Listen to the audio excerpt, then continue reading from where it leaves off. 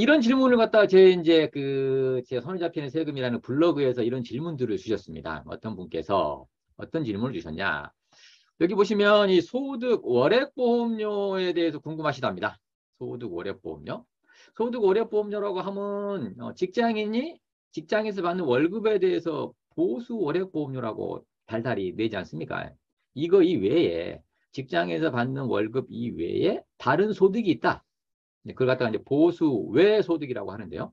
그 보수 외 소득이 있으면 이제 소득 월액보험료를 내게 되는데 이것도 무조건 내는 게 아닙니다. 이때 당시에는 보수외 소득이 3,400만 원 이상이 돼야만 내야 됐거든요. 근데 이제 소득 월액보험료에 대해 궁금하신 모양입니다. 근데 이제 내용을 보니 남편은 지금 유리지갑 회사원, 직장인인 모양입니다. 그럼 직장에서 월급을 받고 있겠네요. 네, 그리고 월급을 받고 있으면서 이제 4대 보험료를 갖다가 공제를 하고 월급을 받겠죠. 이건 이제 보수 월액보험료, 건강보험료를 따지면 보수 월액보험료를 내고 계신데 월급 외 소득이 없답니다. 직장 가입자로서 월급의 소득이 없다. 그러면 보수 이외에는 소득이 없다는 거 아니겠습니까? 그런데 소득 월액보험료가 나왔다? 좀 이상하죠? 네. 그리고 여기 보시면 근로소득 외소득 이게 이제 보수 외소득인데 실거주 자가라서 임대소득이 있는 것도 아니고 네. 이 다른 소득은 없다고 지금 이 질문자분은 이렇게 말씀을 하시는데 근데 이 질문하신 분이 이제 아내이신 것 같아요. 아내인데 이제 남편한테 물어봤겠죠. 남편이 이제 직장에서 이제 월급을 받아오면 그걸 생활을 하다가 갑자기 이제 집으로 소득 월액보험료라고 부과가 돼버리니까 이거 뭐야 하고 남편한테 물어봤더니 남편은 뭐 나오나 보지 뭐 내야 하니까 나오나 보지 뭐 이렇게 두리뭉실하게 이렇게 대답을 한 모양입니다. 네. 그래서 이 질문을 갖다가 이제 너무 본인도 궁금하기도 해서 좀 블로그에 질문을 주신 내용인데요. 지금 와이프한테 이제 부과된 게 이겁니다. 네. 지금 국민건강보험법에 따라서 건강보험료를 원래 회사에서 직장보험료 그 보수 월액보험료를 낼 때는 이런 명세서가 없죠. 급여 명세표에 지금 얼마를 공제했다 하고 나서 그 급여 명세표를 확인하시면 되는데 이게 이제 집으로 날아온 거예요. 이게 네. 왜? 직장하고는 상관이 없는 거니까요.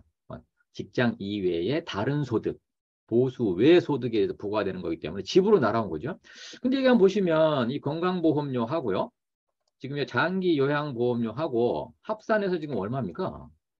76만 천 원입니다. 76만 천 원이요. 근데 이게 1년치가 아니라 한 달치라는 겁니다. 한 달치. 네, 매월 76만 천 원이 부과가 된다는 거예요. 76만 원이면 이게 지금 적은 금액은 아니지 않습니까? 뭐 한 3, 4억 정도 뭐 주택담보대출 받았을 때 내는 금액 정도? 네, 굉장히 큰 금액입니다. 이걸 이제 매일 내야만 하기 때문에 이제 이 아내 입장에서는 굉장히 부담스러웠던 것 같습니다. 근데 이게 왜 부과가 됐는지 이걸 모르는 거죠. 그래서 이제 질문을 주셨는데 자 여기 이제 이 자료의 밑에 보시면 자 보험료 산정 내역에 대해서 궁금한 사항이나 보수 외 소득 변경 보수 외 소득 변경으로 보험료 조정 사유가 있으면 연락 달라 라고 지금 되어 있죠. 여기 보시면 보수 외 소득입니다. 아내는 보수 외 소득이 없다고 생각을 하고 있는데 보수 외 소득이 발생이 되는 경우죠. 제가 이제 이걸 상담을 해드리면서 굉장히 좀 뭐랄까요 좀 민감하기도 하고요. 좀 조심스러웠습니다. 왜냐하면 남편이 아내하고 상담을 하지 않은 아내한테 실제적으로 말하지 않은 소득이 발생할 수가 있었습니다. 왜냐하면 이 소득 월액보험료가 발생했다는 거는 직장에서 받는 월급 이외에 다른 소득이 있다는 거 아니겠습니까? 그러면 직장인이 직장 다니면서 다른 소득이 있다고 한다면 보통 연금을 아직 받을 때가 아닐 것 같고요. 뭐 사업소득으로 뭐 저녁에 뭐 치킨집이라든가 갖다가 뭐 투잡을 한다거나. 근데 와이프는 모르고 있는 거 보니까 투잡은 아닌 것 같아요. 근데 제가 생각하기는 아마 다른 사람이 사업을 하는데 거기에 이분이 돈을 대거나 해서 네, 같이 출자를 해서 거기에 난 그 사업을 하고 나서 남은 소득에 대해서 사업 소득에 대해서 신고가 됐고요. 그 소득에 대해서 이 소득 월액보험료가 나오지 않았을까라고 이제 유추를 좀 해봅니다. 그래서 이제 이 아내분한테 조심스럽게 말씀을 드렸습니다. 일단 남편분한테 물어봐라. 남편분한테 물어보고 어떤 소득이 있는지 지금 이 사업 소득으로 봤을 때 이때 당시에 이 소득 월요보험료가 76만 원이 나오기 위해서는요. 1년간 이 전년도 1년간 사업 소득으로 인해서 경비 같은 거 다 빼고요. 필요 경비 다 빼고 한 1억 3천 정도는 벌어야 연봉으로 따져서 1억 3천 정도는 벌어야 76만 원 정도의 소득 월요보험료가 나오게 됩니다. 근데 남편은 이제 잡아 뗄 수도 있지 않겠습니까? 그래서 제가 이제 일단 남편한테 물어보되 남편이 전혀 그런 소득이 없다고 얘기를 한다 그러면 건강보험공단에다가 문의를 해보시는 게 좋을 것 같다. 라고 이제 답을 드렸는데요. 그 뒤에 이 부부가 어떻게 됐는지는 저도 모르겠습니다. 그 뒤에는 지금 어떻게 되는지 지금 뭐 연락도 없고요. 제가 연락할 수 있는 방법도 없죠. 네. 그래서 아무튼 조심스러운 부분입니다. 이게 민감한 부분이거든요. 서로 간에 부부 간에 이런 문제가 발생을 해버리면은 좀 심각한 사태까지 발생할 수도 있는 사안이라서 이렇게 이제 상담을 해봤는데, 자, 이게 이제 소득 월액보험료라고 하는 건단 말입니다. 그래서 우리 소득 월액보험료가 무엇인지라는 것도 우리가 좀 알 필요가 있겠네요. 네. 자, 그리고 제가 이제 실제적으로 이제 제 사무실에 오셔가지고 지금 그 상담을 하신 분들, 제가 그 상담 사례를 한번 가져와 봤습니다. 첫 번째는 이제 법인사업자 대표, 학원을 운영하시는 법인사업자 대표님을 상담을 했고요. 그 다음에는 이제, 직장에서 은퇴를 하셨고요. 은퇴를 하셔서 이제 뭐 다른 이제 이 임대소득이라든가 아니면, 은퇴를 하신다 하더라도 다른 직장에 다니실 수 있겠죠? 그래서 다른 근로소득이 발생하신 분에 대해서 상담을 해드렸던 사례인데, 어떤 사례냐? 자, 사례 1을 먼저 보겠습니다. 일단 이 남편이 지금 이제 법인 사업자 대표 아니겠습니까? 그러면은 이 남편은 법인 대표로서 근로소득이 발생하고 있을 겁니다. 그러면 직장에서 보수 월액보험료라고 내고 있겠죠? 근데 이제 이분이 건물을 좀 몇 채 갖고 계신 모양이에요. 와이프하고 그 50대 50으로. 그때 건물에 대해서 이 임대소득이 발생을 하고 있었습니다. 그래서 이 건강보험료를 직장에서 보수월액보험료를 내고 있겠죠. 내고 있고, 그 다음에 임대소득이 굉장히 컸기 때문에 이때 당시에 3,400만 원, 연간 3,400이 넘어갔기 때문에 이 소득 월액보험료를 납부를 하고 계셨어요. 근데 상담하러 오셔가지고 대표님 혹시 소득 월액보험료를 납부하고 계실 것 같은데 그 자료가 얼마 나오는지 좀 알 수 있겠습니까? 그랬더니 본인이 모르고 있습니다. 왜?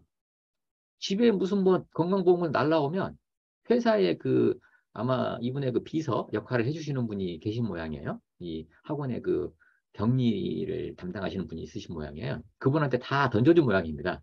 그래서 이제 바로 그 담당자한테 전화를 하시더니 소득 월액보험료 내고 있답니다. 이제서야 안 거죠. 본인 거를요. 왜? 본인도 이 소득 월액보험료를 낸 줄 몰랐다는 얘기가 되겠죠. 그래서 이제 그 소득 월액보험료를 갖다가 이제 확인을 했고요. 근데 아내분은 이제 남편이 이제 사업을 하고 있기 때문에 전업주부였던 모양입니다. 근데 전업주부였는데 아까요 임대소득, 요 건물이 임대소득이기 때문에 이 건물에 대한 임대소득이 나오기 때문에 아까 50도 50으로 돼 있다고 말씀드렸죠.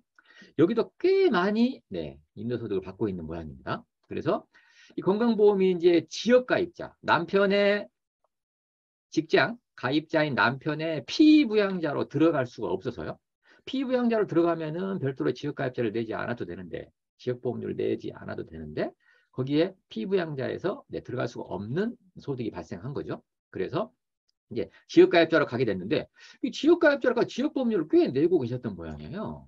근데 이제 이 임대소득을 발생하고 있는 그 아내분들의 친구분들이 있을 거 아닙니까? 근데 친구분들이 이제 같이 이제 모여가지고 이런저런 얘기를 하는데, 다른 친구가 그렇게 얘기를 했다는 거예요.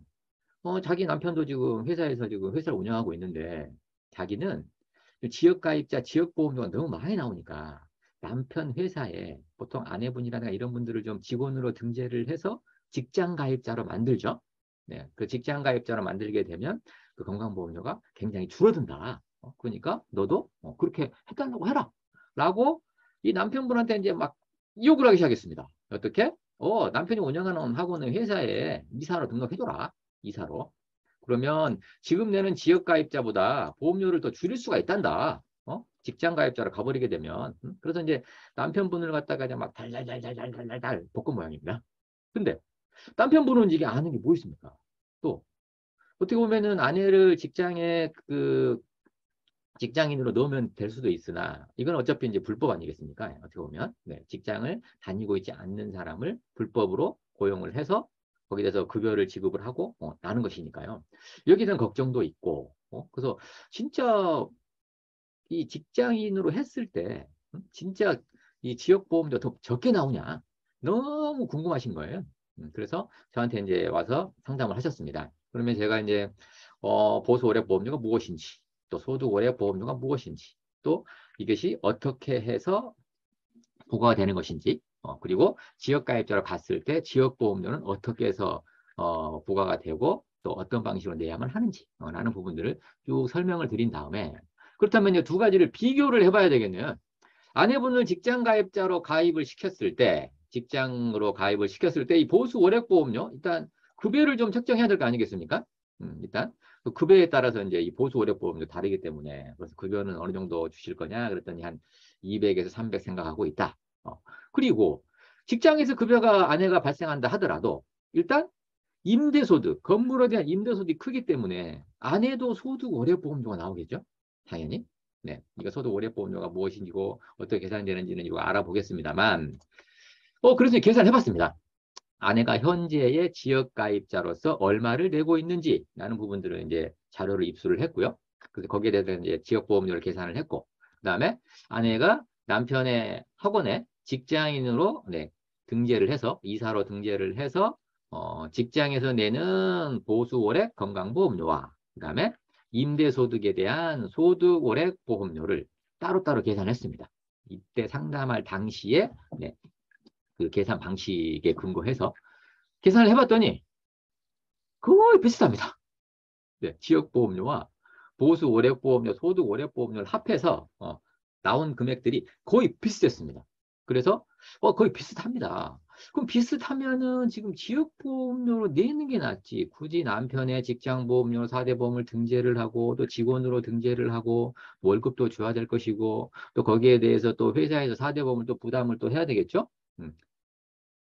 그래서 이제 그런 불편함도 예상이 되고요. 또 가장 큰 문제는 뭡니까? 진짜 그 학원에서 일을 하고 있지 않은데 일단 직장인으로 해서 급여를 갖다가 빼가는 거 아니겠습니까? 그렇다면 이거는 어떻게 보면은 횡령이나 뭐 이런 것들이 또 될 수도 있거든요.